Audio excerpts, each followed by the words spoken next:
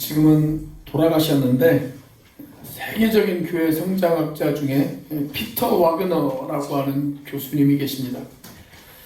이분이 여름방학을 이용해서 신학생들을 데리고 단기 선교를 떠난 적이 있습니다. 미국과 멕시코의 국경지대에 있는 어떤 지역을 선택해서 그곳에서 전도활동을 하셨어요. 그러니까 길 건너는 멕시코 마을이고 길 이쪽은 미국 마을인 그런 지역에서 전도활동을 했습니다. 가게마다 집집마다 돌아다니면서 전도지를 나눠주는 거예요. 먼저 미국 쪽 마을을 전도하기 시작을 했습니다. 그런데 대부분의 사람들이 전도지를 잘 받아요. 그리고 이 전도팀을 아주 친절하게 맞이해주고, 그리고 어떤 사람은 이 전도팀을 격려도 해주었습니다. 그래서 전도팀이 4기가 올라갔어요. 자, 그리고 나서 얼마 뒤에 이제 길을 건너서 멕시코 쪽에 있는 마을을 전도하기 시작을 했습니다. 그런데 전도지를 나눠주는데 전도지를 아무도 안 받는 거예요. 사람들이 아주 싸늘한 그리고 냉담한 그런 반응을 보이기 시작을 했고, 어떤 사람들은 대놓고 가라! 라고 그렇게 소리를 지르기 시작을 했습니다. 그런데 여러분들이 오해하지 말아야 될 것은 이 멕시코 사람들이 원래는 아주 친절한 사람들입니다. 낯선 사람들에게도 호의를 베푸는 아주 친절한 사람들이었거든요. 그런데 그런 사람들인데 전혀 기대하지 않았던 반응이 나타나니까 신학생들이 당황하기 시작했어요. 그리고 충격을 받았습니다. 한참 올라갔던 사기가 이제 땅바닥으로 떨어져 버렸습니다. 그렇게 하루가 저물고 나서 전도팀이 모여서 기도를 하기 시작을 했습니다. 그리고 그 이튿날은 전혀 새로운 방법으로 전도를 하기 시작을 했습니다. 먼저 전도를 하기 전에 이 전도팀이 멕시코 마을을 돌아다니면서 기도를 하기 시작하는 거예요. 기도 행진을 했어요. 하나님, 이 복음 전도를 회방하고 있는 악한 영들을 예수의 이름으로 묶어주시고 저들의 마음의 문을 열어주셔서 복음을 받아들일 수 있는 여유를 주시옵소서. 이 마을에 자유함을 주시옵소서. 그렇게 기도하기 시작을 했어요. 자, 그렇게 기도 행진을 한 뒤에 그 다음에 전도지를 나눠주었더니 그 다음에는 잘 받는 거예요. 사실 저도 이와 비슷한 경험을 한 적이 있습니다. 신학교 1학년 때 여름방학을 이용해서 전도 여행을 떠난 적이 있습니다. 부산을 중심으로 해가지고 전도 여행을 갔었는데요. 피서철이라 그런지 사람들이 제일 많이 몰려있는 곳은 해수욕장이더라고요. 그래서 해수욕장에 가서 전도를 하기 시작을 했습니다. 그런데 사람들이 반응을 보일까요? 안 보일까요? 안 보이죠.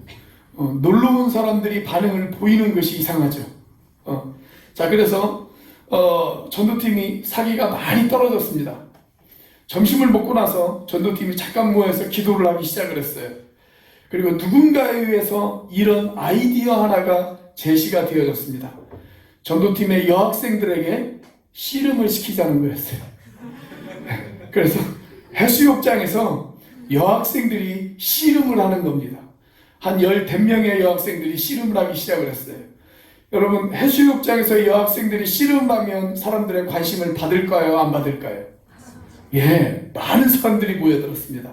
그래서 남학생들이 그 사이 한 사람 한 사람 끼어들어서 그 사람들을 전도하기 시작하는 그런 일을 한 적이 있어요. 반응이 아주 좋았습니다. 여러분, 우리가 복음을 전하다 보면 복음에 대해서 대조가 되어지는 두 가지의 반응이 나타날 수가 있습니다. 한쪽에서는 복음을 열렬히 환영하는 사람들이 있을 수가 있어요. 그런데 다른 한쪽에서는 복음을 배척하고 이 복음에 대해서 아주 냉담한 반응을 보이는 그런 사람들도 있을 수가 있습니다. 자, 그런 냉담한 반응이 있을 때 사기가 꺾이죠.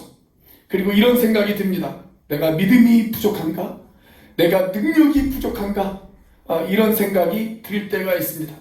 자, 그런데 여러분, 우리 예수님도 동일한 경험을 하셨습니다. 자, 오늘 본문이 이렇게 시작이 되어지죠. 1절을 보시면 예수께서 거기를 떠나사 이렇게 기록이 되어져 있습니다. 자, 여기 등장하는 거기가 어디일까요? 거기. 네, 거기는 가버나움입니다. 지금 5장에서부터 예수님께서는 계속 가버나움에서 사역을 하셨어요. 제자들 대부분 이 가버나움 출신의 사람들이 아주 많았죠. 그리고 예수님의 활동의 중심을 이루는 곳이 바로 또 이 갈릴리 주변의 가버나움이라고 하는 이 동네였습니다. 그래서 여러분들이 성지순례를 가보시면 아마도 이 가버나움을 방문하는 일정은 반드시 들어가 있을 것입니다. 여러분들이 이 가버나움 마을에 가보시면 지금도 이 가버나움 마을의 입구에 이런 간판이 하나 붙어져 있습니다. The Town of Jesus. 예수의 마을, 예수의 마을 이런 뜻입니다. 예수의 마을. 예수님께서는 이 가버나움에서 아주 놀라운 일들을 많이 행하셨습니다. 특별히 마가복음 5장을 보면 우리가 살펴보았던 마가복음 5장을 보면 회당장 야이로의 죽은 딸을 살리신 곳도 바로 이곳입니다. 그리고 12해 동안 혈루증을 앓고 있던 여인이 고침을 받은 곳, 그것도 바로 이곳 가버나움입니다. 자, 이렇게 가버나움에서 놀라운 기적을 행하신 이후에 예수님께서 고향으로 발걸음을 옮기셨습니다. 자, 예수님의 고향이 어디예요? 나사렛이죠. 나사렛. 예수님이 태어나신 곳은 어디입니까? 네, 베들레헴. 예수님께서 베들레헴에서 태어나셨지만 고향은 나사렛입니다. 우리가 베들레헴 예수 이렇게 말하지는 않잖아요. 뭐라고 말합니까? 나사렛 예수 그렇게 이야기를 하죠. 예수님의 아버지 요셉이 호적을 등록하기 위해서 베들레헴에 잠깐 방문했을 때 그때 예수님이 태어나긴 하셨지만 예수님이 자랐던 곳은 어디냐면 나사렛입니다. 나사렛. 자, 가버나움에서 나사렛까지의 거리는 그리 멀지 않습니다. 직선거리로 한 30km 정도 되어집니다. 그러니까 여기에서 한 중문 정도까지의 거리, 그 정도까지의 거리가 바로 가버나움에서 나사렛까지의 거리라고 이야기할 수가 있습니다. 아침에 가기 시작하면 한 오후 늦게 정도면 도착할 수 있는 거리, 그 거리예요. 자, 가버나움에서는 예수님께서 열렬한 환영을 받았습니다. 기적을 행하셨습니다. 그리고 이제 고향 나사렛으로 가셨습니다. 그리고 그 길에 제자들도 같이 동행했다라고 성경은 그렇게 기록이 되어져 있습니다. 당시 유대인 랍비들은 길을 걸을 때 절대 혼자서 걷지 않았습니다. 제자들과 같이 동행을 했습니다. 자, 예수님도 이제 공적 생애를 시작하면서 제자들이 생기셨잖아요.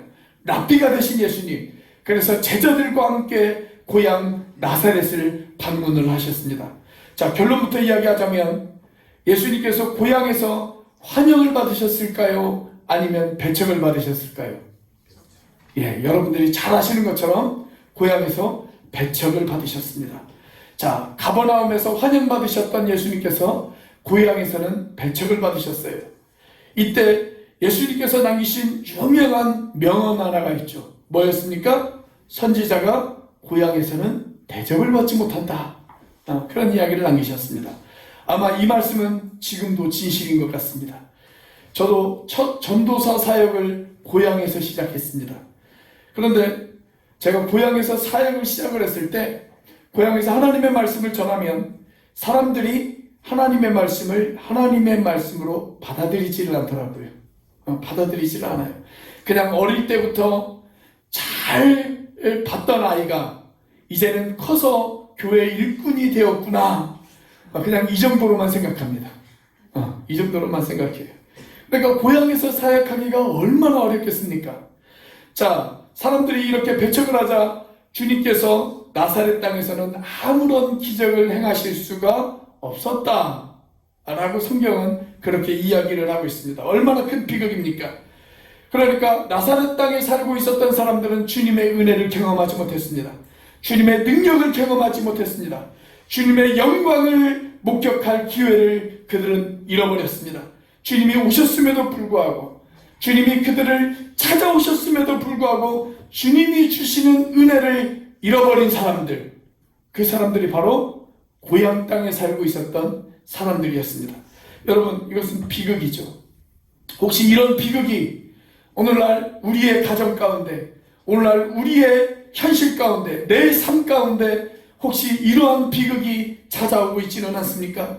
예수님이 찾아오셨음에도 불구하고, 예수님이 나를 만나주시기를 원하심에도 불구하고 내가 그 은혜를 거절한 그런 비극이 우리들 가운데 있지는 않습니까? 다른 사람들은 다 은혜를 받았어요. 그래서 그들의 삶이 변했어요. 예수 믿고 하나님의 기적을 경험했어요. 하나님의 사랑과 하나님의 능력을 체험했어요. 그런데 주님께서 왜 나에게는 기적을 행하지 않으실까? 주님께서는 왜 나에게 기도해도 응답하지 않으실까? 살아계신 하나님, 그 역사가 왜 나에게는 일어나지 않을까? 왜 나에게는 하나님의 은혜가, 하나님의 기적이, 하나님의 구원이 왜 나에게는 나타나지 않을까? 여러분, 그런 생각 해보신 적 없으십니까? 그렇다면 오늘 본문에서 그 해답을 찾으셔야 합니다.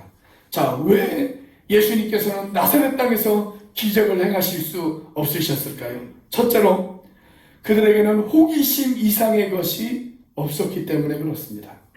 자, 2절 말씀입니다. 2절 말씀을 같이 한번 읽어보겠습니다. 시작. 안식일이 되어 이 회당에서 가르치시니 많은 사람이 듣고 놀라 이르되 이 사람이 어디서 이런 것을 얻었느냐? 이 사람이 받은 지혜와 그 손으로 이루어지는 이런 권능이 어찌 됨이냐? 자, 2절만 읽으면 고향 사람들이 예수님에 대해서 관심이 있었습니까? 없었습니까? 있었죠. 있었어요. 많은 사람들이 예수의 가르침을 듣고 놀랐습니다. 야, 우리가 어릴 때부터 봤던 그 예수 맞지? 야, 얘가 이렇게 똑똑했어? 이런 반응을 보였어요. 경상도 사투리로 이야기하면 어떻게 이야기할 수가 있을까요? 야가, 가가 그렇게 이야기할 수가 있습니다. 제가 경상도 사람이 아니라 억양이 조금 이상한데 야가, 가가 그렇게 이야기할 수가 있어요. 도대체 어떻게 이 아이가 이렇게 똑똑해질 수가 있어? 이런 반응을 보였단 말이죠. 예수님에 대한 어떤 호기심이 있었어요. 여러분, 그것은 좋은 것입니다. 호기심을 갖는 것, 그것은 좋은 것이고 그건 필요한 것입니다. 우리가 예수님을 믿는 믿음의 단계로 나아가기 전에 어떤 호기심부터 시작할 때가 참 많아요. 야, 예수가 누구일까? 저 사람들이 예수를 믿는데 왜 그 많은 사람들이 그 예수 앞에 무릎을 꿇고 예수님을 주님이라고 고백할까? 도대체 저들이 믿는 신앙이 무엇일까? 이런 호기심을 갖는 것, 그것은 필요한 거예요. 그 호기심에서부터 믿음이 시작이 되어져요. 자, 그런데 정말 나쁜 것은 뭐냐면 그 호기심마저 없는 것, 그것은 정말 나쁜 것이죠. 자, 살아있는 사람들에게는 호기심이 있기 마련입니다. 그 호기심 때문에 과학이 발달하고, 그 호기심 때문에 예술이 발달하고, 그 호기심 때문에 문화가 발달합니다. 호기심은 우리에게 생산적인 결과를 가져다 줄 수가 있습니다. 그런데 또 반대로 어떤 사람에게 있어서 호기심은 불행한 결과를 가져올 때도 있습니다. 예를 들어서 사춘기 아이들을 한번 생각해 보십시오. 사춘기 아이들. 육체적으로 성숙하면서 이성에 대해서 눈을 뜨기 시작을 합니다. 여러분, 그건 자연스러운 호기심입니다. 그건 정상적인 성장의 한 단계 가운데 있는 그런 호기심이죠. 누구나 가질 수 있는 호기심이에요. 그래서 어떤 사람은 그 호기심을 잘 발전시켜서 건강한 이성교제를 하고 결혼을 하고 가정을 이룹니다. 사랑 때문에 어떤 사람은 시인이 되어지기도 하고, 사랑 때문에 어떤 사람은 위대한 음악가가 되어지기도 합니다. 그것은 건강한 호기심이죠. 자, 그렇게 좋은 호기심은 우리에게 생산적인 결과를 가져올 수도 있습니다. 자, 그런데 어떤 사람은 그 호기심이 잘못된 방향으로 나아가서 파괴적인 결과를 가져올 때도 있습니다. 그래서 성도착적인 그런 환자가 되어져서 자신의 인생도 파괴하고 다른 사람들의 인생도 파괴하는 그런 사람이 되어질 때도 있어요. 그것은 호기심이 잘못된 방향으로 발달되어진 것입니다. 또 사람이 살다 보면 돈에 대해서 호기심을 가질 때도 있어요. 돈에 대해서. 돈을 벌기 위해서 열심히 일을 합니다. 땀 흘려서 일을 합니다. 그래서 돈을 법니다. 그리고 그것을 잘 관리합니다. 이것은 좋은 호기심입니다. 생산적인 결과를 가져온 것입니다. 그러나 어떤 사람은 뭐니 해도 머니가 최고지 라고 생각을 해서 수단과 방법을 가리지 않고 돈을 벌기 시작합니다. 그리고 돈의 노예가 되어집니다. 이것은 불행한 결과가 되어진 것입니다. 혹시 여러분 미국 문학가 가운데 호레시오 엘가라고 하는 사람을 아십니까? 미국의 문학가인데 아동 문학가예요. 아이들이 읽는 동화책을 참 많이 썼어요. 그런데 이 사람이 쓴 동화책의 거의 대부분 주제가 어떤 주제를 가지고 있냐면 아주 가난한 아이들이 꿈을 잃지 않아요. 그리고 열심히 일을 합니다. 최선을 다해서 그 꿈을 향해서 노력을 합니다. 그리고 마침내 아름다운 성공을 이루었다는 그런 내용의 동화들을 아주 많이 쓴 그런 작가였습니다. 그런데 이 사람의 인생은 그의 작품처럼 아름답지 못했습니다. 아름답지 못한 정도가 아니라 그의 삶은 아주 비참했습니다. 이 사람은 본래 하버드 대학 출신이었거든요. 하버드 대학에서 무엇을 공부했냐면 신학을 공부했습니다. 그래서 아주 잠깐이지만 한 3년 정도 목회도 했던 사람이었습니다. 그런데 목회를 하다 보니까 적성이 맞지 않아요. 이건 내 적성에 맞지 않는다 라고 생각하고 목회를 때려치웠습니다. 그리고 사업에 뛰어듭니다. 그리고 그때부터 글도 썼습니다. 그런데 잘 됐어요. 그래서 많은 돈을 벌었어요. 돈을 벌다 보니까 좋아요. 그래서 더 벌자. 할 수 있으면 많이 벌자. 이런 생각을 들었습니다. 그래서 돈에 대한 열망을 키워갑니다. 그래서 엄청난 돈을 벌었습니다. 엄청난 돈을 벌었어요. 그런데 그 돈이 이 사람을 타락시키기 시작을 했습니다. 아주 방탕한 삶을 살았습니다. 결혼을 했지만 곧 파경에 맞이합니다. 그리고 도박에 손을 대었고 나중에는 정신분열증 환자가 되어서 아주 비참한 그런 최후를 맞이했습니다. 돈에 대한 지나친 호기심이 이 사람의 인생을 파괴한 것입니다. 여러분, 우리는 이렇게 많은 호기심을 가져요. 때때로는 성에 대해서, 때때로는 돈에 대해서, 때때로는 권력에 대해서, 때때로는 많은 것에 대해서 우리는 호기심을 느끼면서 삽니다. 그런데 여러분, 신앙에 대해서 호기심을 느껴보신 적이 있으십니까? 예수님에 대해서, 하나님에 대해서 정말 진지한 호기심을 가지고 살아보신 적이 있으십니까? 내가 예수님에 대해서 더 알고 싶다. 내가 성경에 대해서 더 알고 싶다. 내가 하나님에 대해서 더 느껴보고 싶다. 예수님을 믿고 예수님의 제자가 되어져서 인생을 살아가는 것이 어떤 삶인지 내가 한번 알아보고 싶고 느껴보고 싶다. 여러분, 이런 신앙에 대해서 진지한 호기심을 가져보신 적이 있으세요? 여러분, 나사렛 사람들에게는 그런 호기심이 있었어요. 예수에 대한 호기심이 있었습니다. 우리가 알던 예수, 우리가 어렸을 때부터 봐왔던 예수. 그런데 이 예수가 좀 달라졌다. 이 예수가 이렇게 똑똑했나?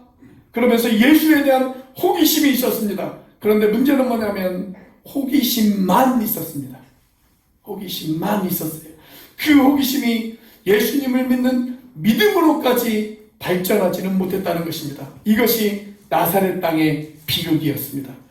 여러분, 우리 가운데 어떤 사람들은 호기심의 차원을 넘어서 믿음의 단계까지 성숙한 사람들도 있습니다. 그런데 우리들 가운데 어떤 사람은 아직도 호기심 차원에서만 머물러 있는 사람들도 있습니다. 호기심이 있었기 때문에 오늘 이 자리에 나온 것이잖아요. 호기심이 없는 사람들은 아예 이 자리에 나오지도 않아요. 그런데 호기심이 있기 때문에 오늘 이 자리에 나왔어요. 예수님에 대해서 어떤 호기심이 있어요. 신앙에 대해서 어떤 호기심이 있어요. 그러나 아직까지 믿음의 단계로까지 성숙하지 못한 그런 사람들이 우리들 가운데 있을 수도 있습니다. 아직 인격적으로 예수님을 경험하지 못한 사람들, 그래서 하나님이 주시는 그 구원의 기쁨을 맛보지 못하고 하나님의 자녀가 되어지는 그 감격을 경험하지 못하고 하나님이 주시는 은혜를 경험해보지 못한 사람들, 그냥 호기심 차원에만 머물러 있는 사람들, 그냥 나오라고 하니까 나오고 어쩔 수 없이 나오고 그냥 예수에 대해서 어렸을 때부터 들었으니까 그 호기심 차원에서만 나오는 사람들, 그 사람들은 나사렛 땅에 살고 있는 사람들의 비극을 오늘 또 재현하고 있는 그런 사람들이라고 이야기할 수가 있습니다. 저는 여기에 있는 모든 사람들이, 우리의 가족들이, 사랑하는 우리의 자녀들이 그냥 호기심 차원에서 예배당에 출석하는 사람이 아니라 그들이 정말 예수님을 믿는 믿음의 단계로까지 성숙하게 되어지기를 주님의 이름으로 축복합니다. 나사렛에서 왜 예수님께서 기적을 행하실 수가 없었을까요? 두 번째로 편견을 극복하지 못했기 때문에 그렇습니다. 자, 오늘 본문의 3절 말씀입니다. 3절 말씀을 같이 한번 읽어보겠습니다. 시작. 이 사람이 마리아의 아들 목수가 아니냐? 그 누이들이 우리와 함께 여기 있지 아니하냐고 예수를 배척한지라. 자, 나사렛 땅에 사는 사람들이 회당에서 예수님의 설교를 듣고 어떤 반응을 보였습니까? 처음에는 호기심이 있었어요. 그래서 아마 예수님에 대한 설교를 들었을 것입니다. 그러나 이내 그 사람들이 이야기를 합니다. 뭐라고 이야기합니까? 이 사람 예수가 요셉의 아들이 아니냐, 이렇게 말한 것이 아니라 오늘 뭐라고 그랬어요? 마리아의 아들이 아니냐. 그랬습니다. 마리아의 아들이 아니냐. 보통이면 아버지가 요셉이니까 요셉의 아들이 아니냐 이렇게 이야기를 했을 텐데 여기 보면 마리아의 아들이 아니냐 이런 말을 했어요. 왜 그랬을까요? 아마도 이 당시 예수님의 아버지였던 요셉은 이미 세상을 떠났을 가능성도 있습니다. 그래서 요셉의 아들 이렇게 말하지 않고 마리아의 아들 아마 이렇게 말을 했을 것입니다. 자, 그런데 그냥 마리아의 아들이 아니에요. 뭐라고 말했어요? 마리아의 아들 목수가 아니냐. 여러분 오해하지 마십시오. 목수가 나쁜 직업이라고 하는 이야기는 절대로 아닙니다. 그런데 당시 사람들에게 선망의 대상이 되어지는 직업은 아니었습니다. 그 편견, 그 마음속의 편견이 그들 가운데 있었습니다. 그리고 이 편견이 그들로 하여금 믿음의 길로 나아가는 일에 방해가 되어졌던 것입니다. 저는 이런 편견을 다른 말로 바꿔서 익숙함의 편견이다, 이렇게 바꾸고 싶습니다. 여러분, 편견이라고 하는 것은 두 가지 때문에 생깁니다. 하나는 무지하기 때문에 편견이 생깁니다. 뭘 잘 몰라서 그 편견이 생겨요. 그런데 또 하나는 잘 알기 때문에 편견이 생길 때가 있어요. 잘 안다고 착각하기 때문에 편견이 생길 수가 있습니다. 그것을 저는 익숙함의 편견이다, 그렇게 이야기하고 싶습니다.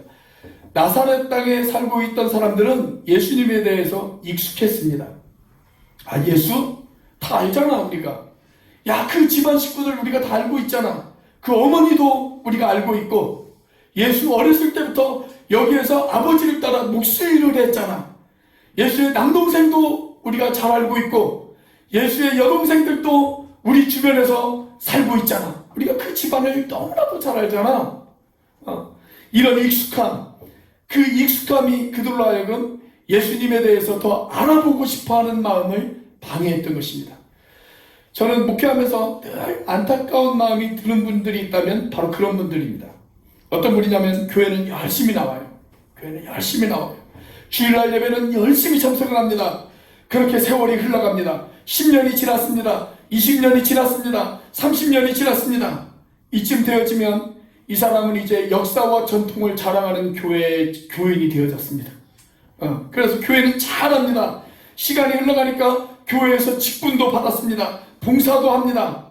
주일날 교회 와서 주보를 딱 보고 성경 본문과 설교 제목만 보면 오늘 목사님이 어떤 내용으로 설교하시겠구나 라는 것을 뻔할 뻔자로 다 알고 있습니다. 아주 잘합니다. 그런데 가만히 앉아서 대화를 나눠보면 그 사람이 예수님에 대한 고백이 없어요.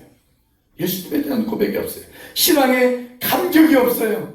감동이 없습니다. 하나님의 은혜에 대한 설레이는 간증과 고백이 없습니다. 예수님을 전혀 모르는 사람 같아요. 교회 나온 지 20년이 지나고 30년이 지났지만, 세월이 흘렀지만 하나님의 은혜도 모르고 하나님의 임재하심도 모르고 하나님의 사랑도 모르고 하나님의 기적도 모릅니다. 그래서 하도 답답해서 집사님, 우리 성경 공부 좀 같이 하게 해요. 그렇게 이야기하면 뭐라고 이야기할까요? 목사님, 다 해봤어요. 옛날에요, 저도 다 해봤어요. 저도 알 거 다 알아요. 제가 교회 생활한 지 몇 년인데요. 그렇게 이야기를 합니다. 그러면서 거기서 한 발자국도 더 앞으로 나가려고 하지 않습니다. 그게 뭐예요? 익숙함의 편견이에요. 익숙함의 편견. 너무나 잘 알고 있어요. 너무나도 잘 알고 있어요. 오랜 생활 동안 교회 다니면서 너무나도 잘 알고 있다고 스스로 착각하는 것입니다.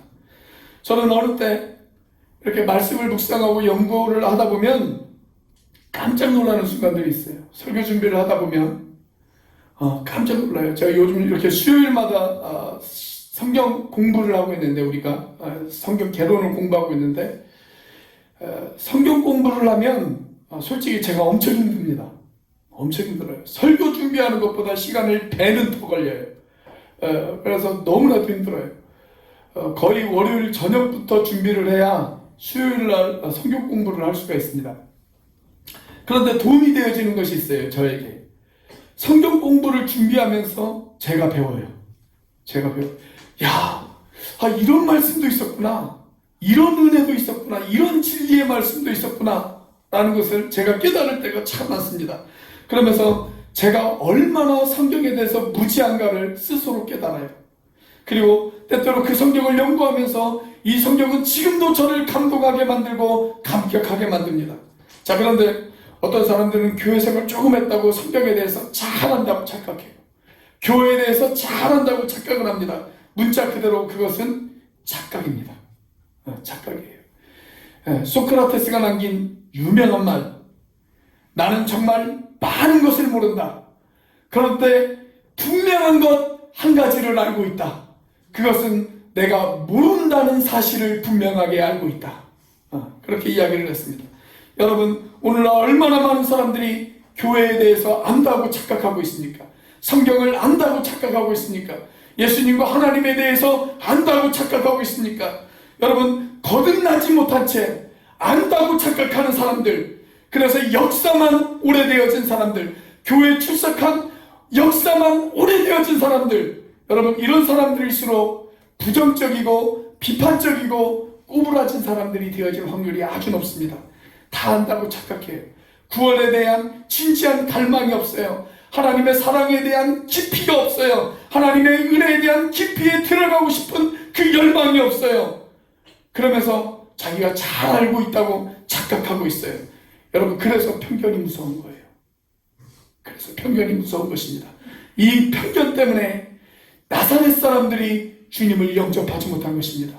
사랑하는 여러분, 저는 우리 교인들이 이 편견을 떠나 예수님에 대한 진지한 갈망, 진지한 열망, 예수님에 대해서 알고 싶어하는 진지한 호기심들이 더 많아지시기를 주님의 이름으로 축원합니다. 아멘. 자, 주님이 나사렛 땅에서 기적을 행하실 수 없었던 이유 무엇일까요?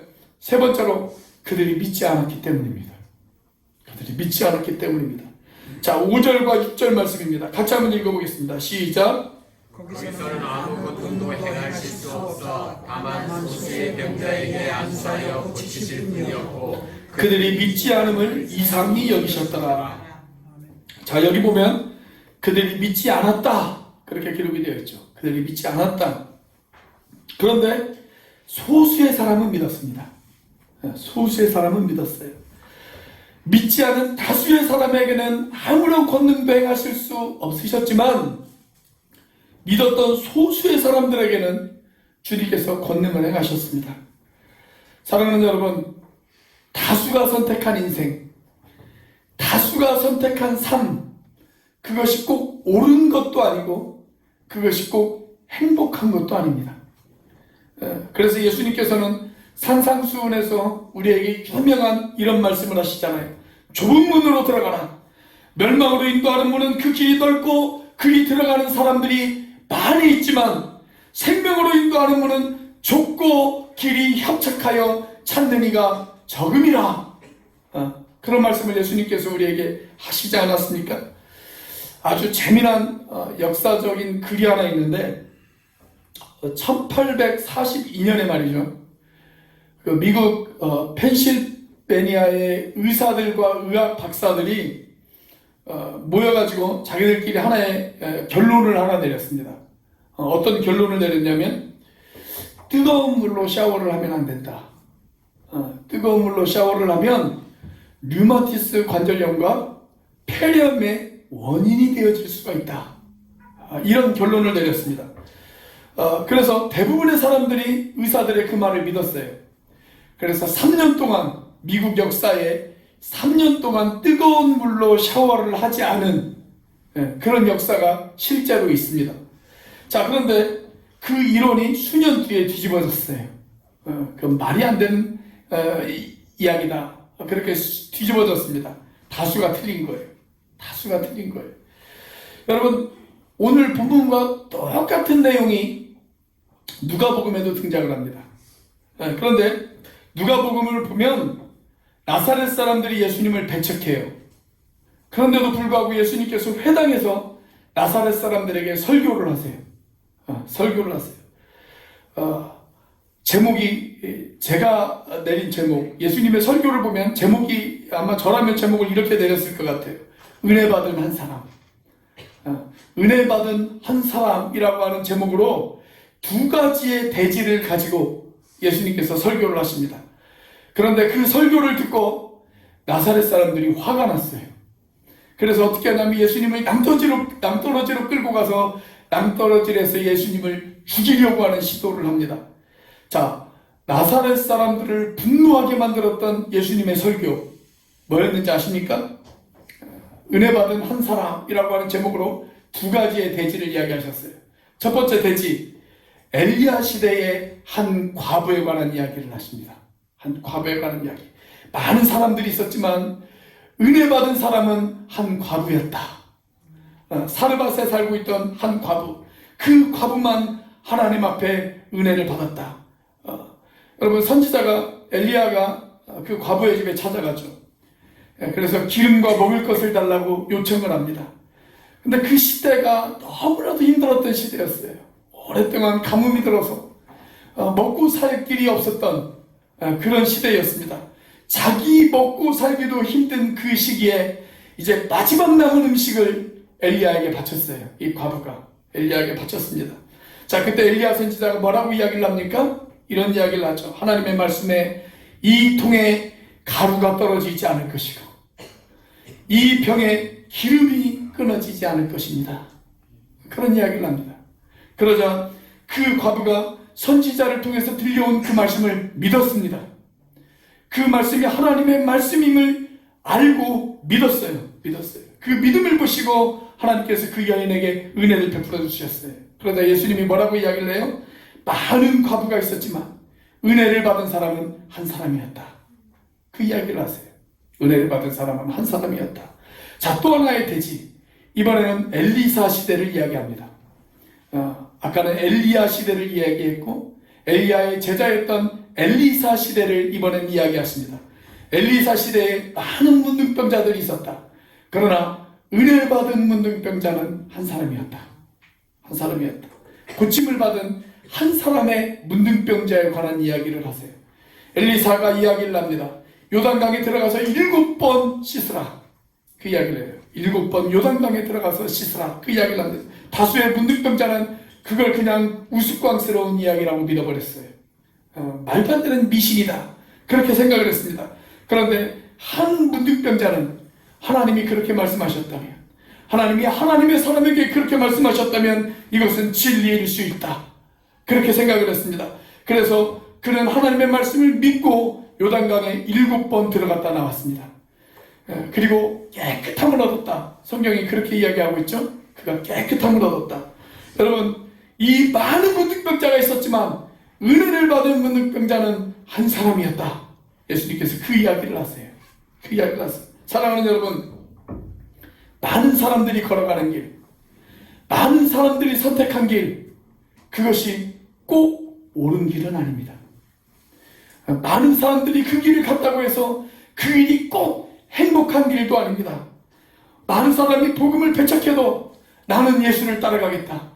많은 사람들이 복음을 싫어해도, 많은 사람들이 예수를 거절해도 나는 예수를 선택하겠다. 나는 하나님의 그 은혜를 선택하겠다.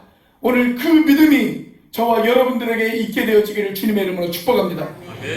요한복음 1장 11절 말씀에 보면 이런 말씀이 있어요. 자기 땅에 오매 자기 백성이 영접치 아니하더라. 그런 이야기를 합니다. 여러분, 예수님께서 자기 땅에 오셨어요. 당신이 만드신 땅에 오셨어요. 당신이 선택한 사람들에게 오셨어요. 심지어 예수님께서 자기 고향에 찾아가셨어요. 그런데 많은 사람들이 영접하지 않았어요. 영접하지 않았어요. 자, 그런데 11절 다음이 몇 절입니까? 제가 너무 어려운 질문을 했나요? 11절 다음은 12절입니다. 자, 요한복음 1장 12절 말씀을 보면 이런 말씀으로 시작이 되었습니다. 그러나, 이렇게 시작이 되었습니다. 그러나, 우리가 가진 개정 성경에는 그 말이 없지만 세번역 성경을 보면 이렇게 시작이 되어져요. 그러나 그를 맞아들인 사람들, 곧 그 이름을 믿는 사람들에게는 하나님의 자녀가 되는 특권을 주셨다. 그렇게 이야기합니다. 여러분, 많은 사람이 예수님을 버리고 예수님을 모른 척하고 예수님을 거절하고 예수님을 등지고 살았습니다. 그러나 예수님을 영접하는 자, 예수님을 믿는 자, 그 사람에게는 하나님의 자녀가 되어주는 특권을 주신 줄로 믿으시기를 바랍니다. 오늘날 세상에 나사렛에 살고 있는 사람들처럼 예수님을 등지며 살아가고 있습니다. 오늘날 많은 사람들이 예수님의 고향에 살고 있는 그 사람들처럼 예수님을 등지고 예수님을 소외시키고 예수님을 도외시키고 예수님을 모른 채 그렇게 살아가고 있습니다. 그러나 예수님을 영접하는 소수의 사람들, 예수님을 믿는 소수의 사람들, 그 사람들은 하나님의 자녀가 되어주는 특권을 주님께서 주실 것입니다. 그 은혜를 주실 것입니다. 여러분, 그 기적을 체험하면서 살아가시는 저와 여러분들이 되시기를 주의 이름으로 축복합니다. 여러분들은 이 기적을 체험하는 소수의 편에 서실 것입니까? 아니면 예수를 거절한 다수의 사람들, 나사렛 사람들, 그 딱딱한 마음의 사람들, 그 사람들의 편에 서시겠습니까? 여러분들은 소수의 편에 서시는 사람들이십니까? 아니면 다수의 편에 서시는 사람들이십니까? 여러분, 나사렛 땅에는 기적이 없었습니다. 그 땅에는 하나님의 은혜가 없었습니다. 거기에는 구원이 없었습니다. 다수가 선택한 삶이었지만 그 땅에는 하나님의 기적도 하나님의 구원도 없었습니다. 그러나 소수의 사람들, 그 사람들에게는 하나님의 기적이 있었습니다. 하나님의 자녀가 되어지는 특권이 있었습니다. 저와 여러분들이 소수의 편에 서는 그런 사람들이 되시기를 주님의 이름으로 축복합니다. 기도하시겠습니다.